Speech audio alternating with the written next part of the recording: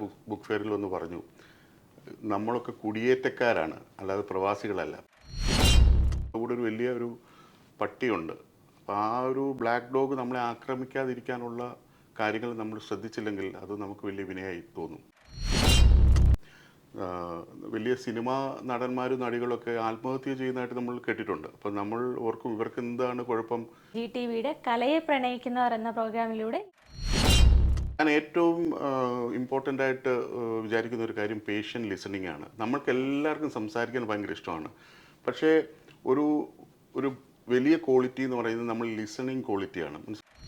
അങ്ങനെ എനിക്ക് കുറേ വിമർശനങ്ങൾ വന്നതിന് ശേഷമാണ് ഞാൻ ഈ ജനകീയ സാഹിത്യം എഴുതിയിട്ട് ഈ ബ്ലൂ മാർലിൻ, പഗ്മാർക്ക് തുടങ്ങിയുള്ള കുറേ വളരെ സീരിയസ് കഥകൾ എഴുതുകയും അതിനെനിക്ക് എൻ്റെ ഒരുപാട് അവാർഡുകൾ കിട്ടിയിട്ടുമുണ്ട്.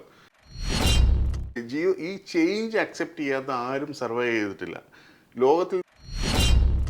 ഡിനോസറുകൾ പോലും ചേഞ്ചിനെ അക്സെപ്റ്റ് ചെയ്ത് തുടച്ചു മാറ്റിയിട്ടുണ്ട്. അപ്പം നമ്മൾ ജീവിതത്തിൽ ഇപ്പം ഞങ്ങളുടെ കമ്പനിയിലൊക്കെ ഇന്നൊരു ഒരു സോഫ്റ്റ്വെയർ ആണെങ്കിൽ നാളെ വേറൊരു സോഫ്റ്റ്വെയർ, അത് പഠിച്ചില്ലെങ്കിൽ നമ്മൾ ഔട്ടാണ്. എനിക്ക് തലമുറയോട് പറയാനുള്ളത്, നമ്മൾ 7 പ്രാവശ്യം വീണാൽ 8 പ്രാവശ്യം എഴുന്നേൽക്കുക എന്നുള്ളതാണ്. ഓക്കെ, എന്നെ ഏറ്റവും ആകർഷിച്ച ഒരു പുസ്തകം എന്ന് പറഞ്ഞാൽ old man and the sea എന്ന് പറഞ്ഞ പുസ്തകമാണ്.